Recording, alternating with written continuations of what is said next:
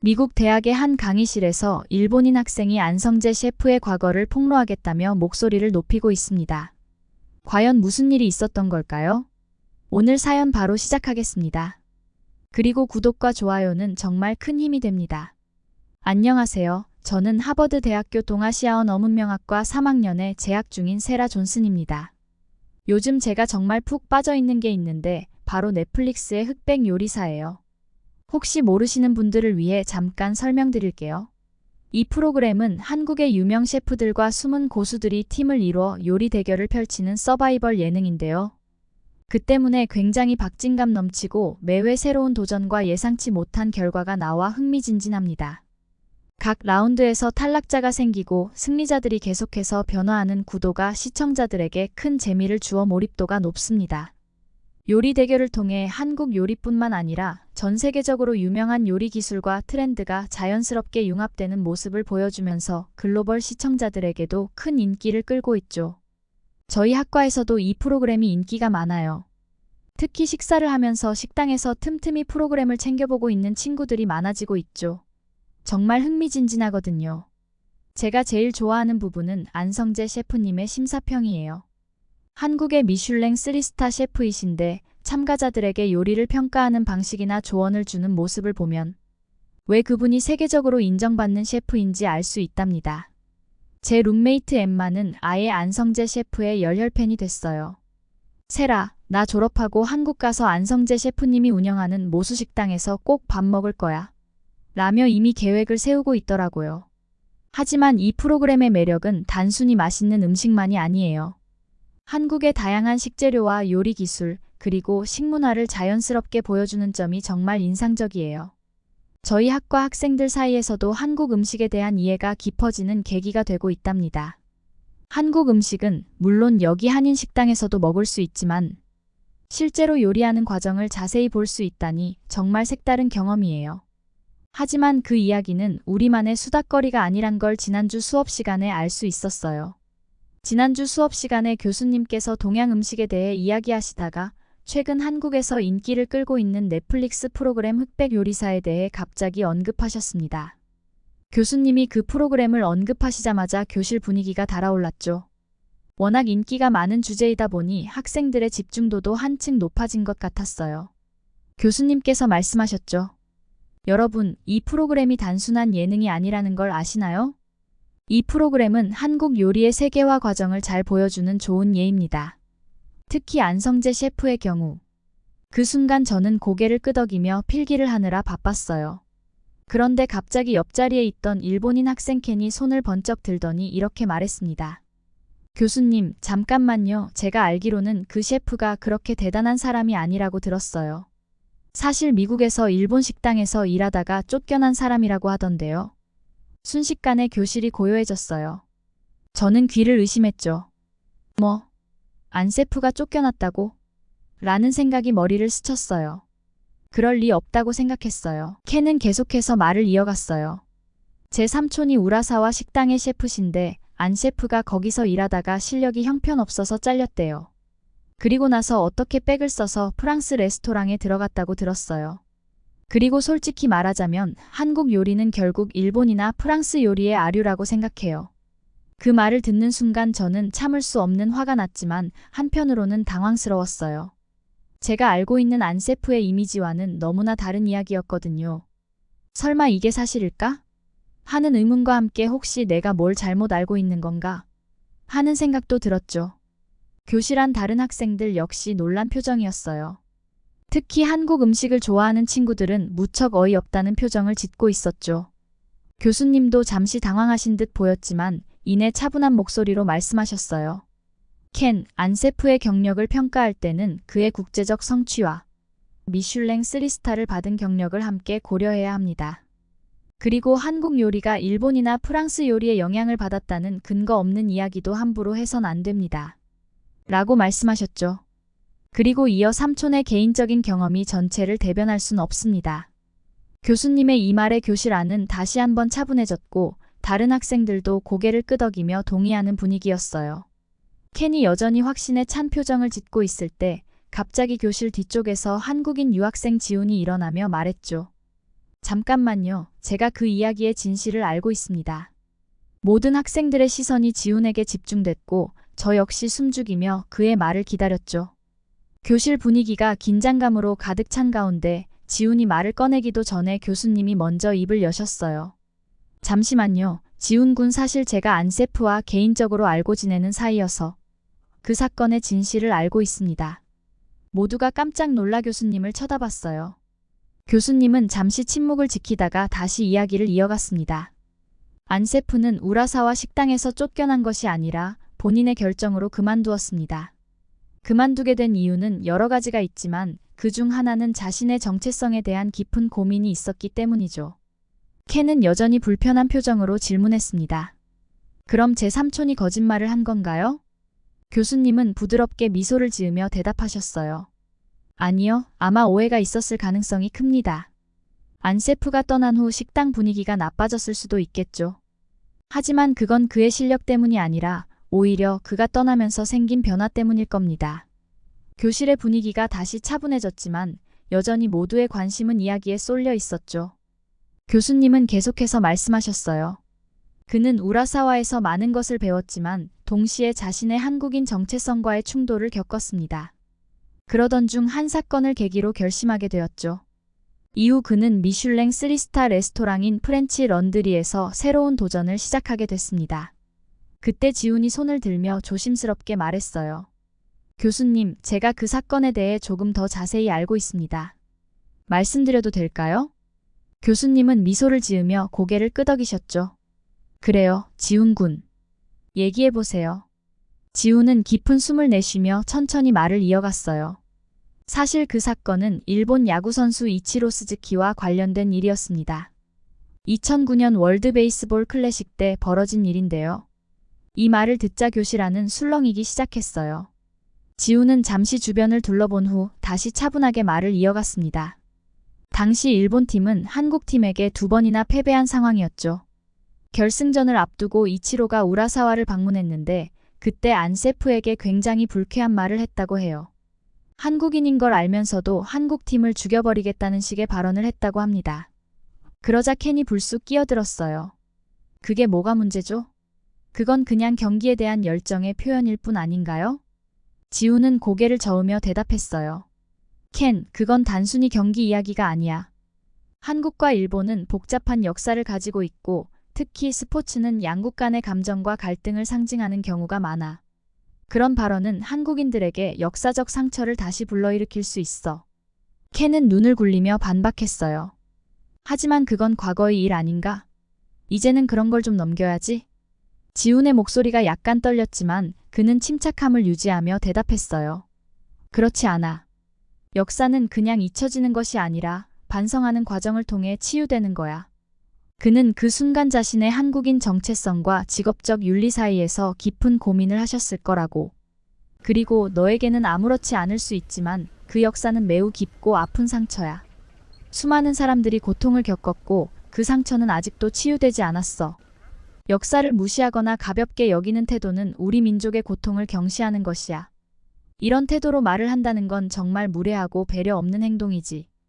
역사를 바로 알고 존중하는 자세부터 배워야 하지 않을까? 그때 교수님이 끄덕이며 지훈의 말을 지지했어요. 지훈 군 말이 맞습니다.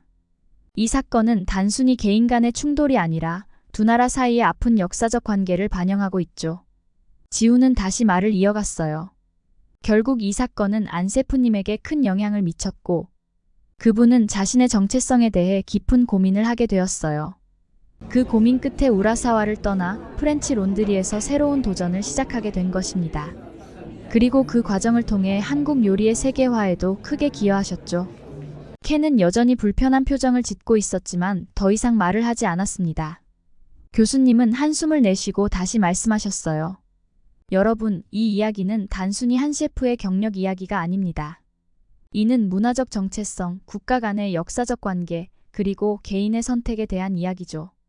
우리는 이 사건을 통해 서로의 역사와 문화를 이해하고 존중하는 법을 배워야 합니다. 수업이 끝나고 도서관으로 향하는 길, 갑자기 켄이 제 앞을 막아섰어요. 그녀의 표정은 어두웠죠. 세라, 잠깐 얘기 좀 할 수 있을까? 우리는 근처 벤치에 앉았고 켄은 한동안 말없이 고개를 숙이고 있다가 조심스럽게 말을 꺼냈어요. 수업 시간에 내가 너무 감정적으로 대응했던 것 같아. 사실 삼촌이 그렇게 말한 건 아닌데 며칠 전에 흑백 요리사 프로그램을 보고 삼촌도 아쉬워하시더라고.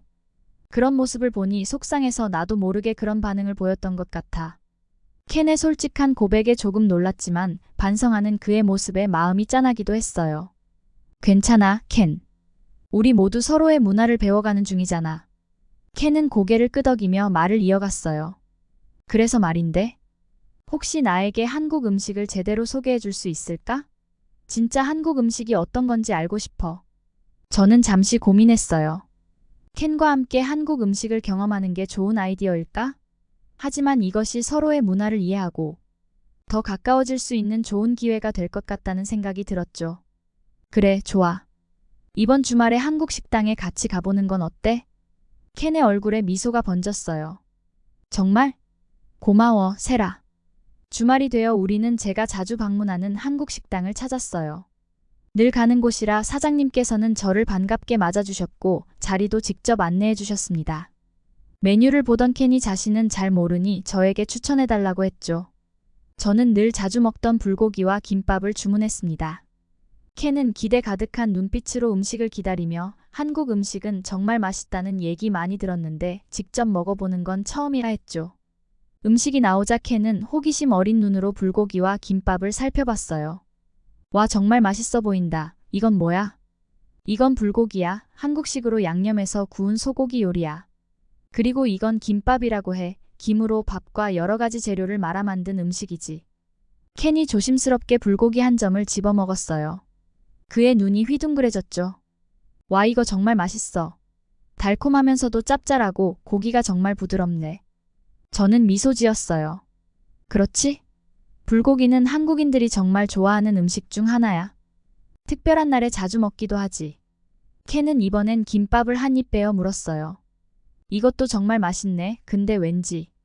그때였습니다. 켄은 잠시 망설이더니 불고기가 일본 음식 중 야키니쿠와 너무 비슷하다고 말했어요. 고기를 직접 구워 먹고 간장 기반의 소스나 양념에 재운 방식이 정말 똑같다며 의아하다는 표정으로 의심스럽다고 했죠. 켄의 말을 듣고 저는 잠시 당황했어요. 하지만 이내 마음을 가다듬고 차분히 대답했습니다. 켄, 불고기와 야키니쿠가 비슷하게 보일 수 있어. 하지만 엄연히 달라. 저는 잠시 생각을 정리하고 말을 이어가려고 할 때 사장님께서 다가오셨어요. 사장님께서는 실례가 안 된다면 한국 음식에 대해 설명해 주겠다고 하셨죠. 우선 불고기는 한국에서 오랜 역사를 지닌 전통 음식으로 삼국시대부터 고기를 구워 먹던 방식이 발전한 것이에요. 특히 고기를 얇게 썰어 양념한 후 불에 구워 먹는 방식은 한국 음식 문화에서 중요한 부분이죠. 반면 야키니쿠는 일본에서 기원한 요리가 아니며 메이지 시대 이후 서양식 소고기 요리가 도입되면서 발전한 음식이에요. 특히 일본에서 한국의 고기 굽는 문화가 영향을 미쳐 일본식으로 변형된 형태라고 할 수 있어요.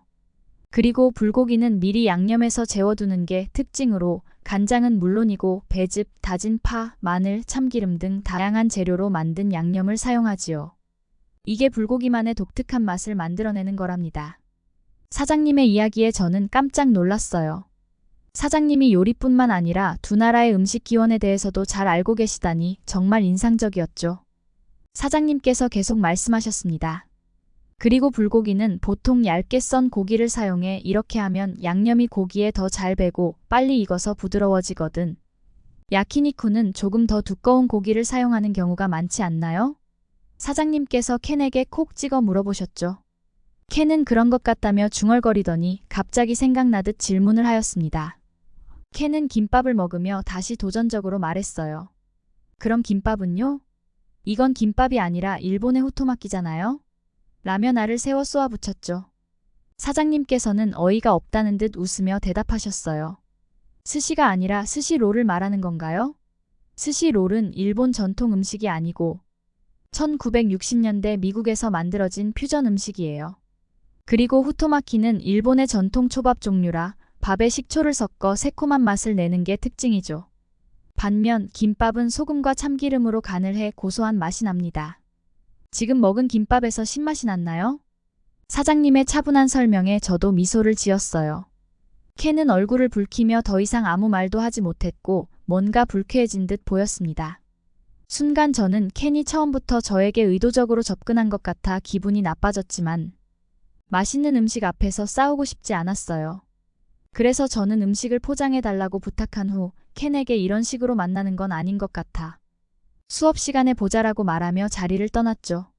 켄은 민망한 건지 화가 난 건지 알겠다고만 하고 나가버렸습니다.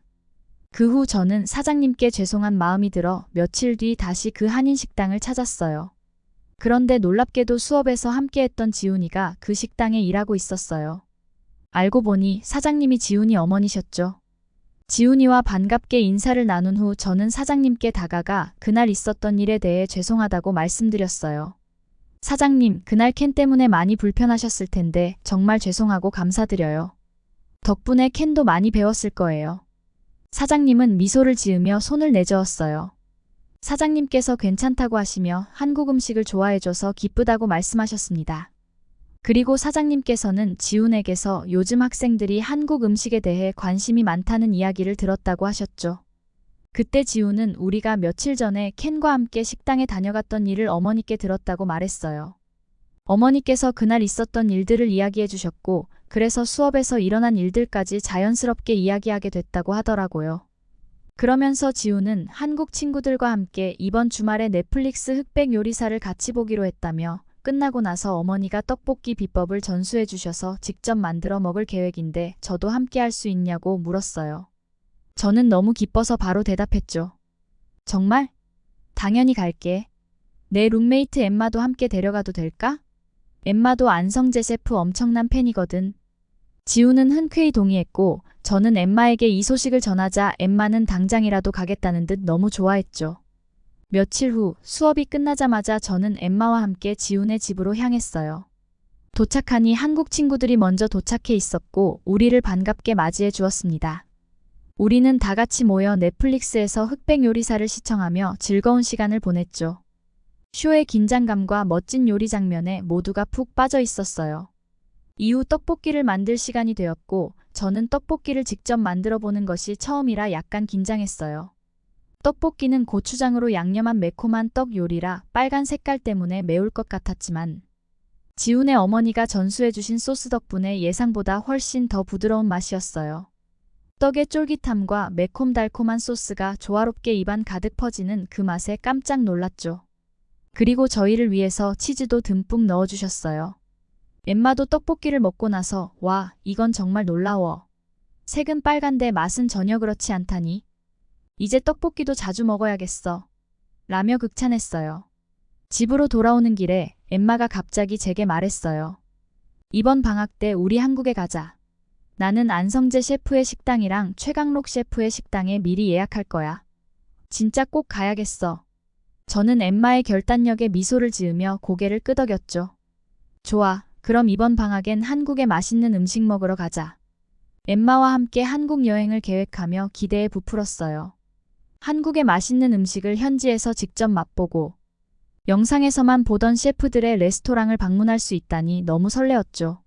미슐랭 3스타 레스토랑에서 경험할 요리도 기대되었고 거리의 포장마차에서 떡볶이, 순대 같은 길거리 음식을 먹을 생각에 마음이 들떴어요. 한국의 문화와 미식이 주는 새로운 경험들이 너무나 기대됩니다. 오늘의 사연은 여기까지입니다. 끝으로 구독과 좋아요는 영상 제작에 큰 힘이 됩니다. 오늘도 저희 감동스쿨 끝까지 시청해주셔서 감사합니다. 행복한 하루 보내세요.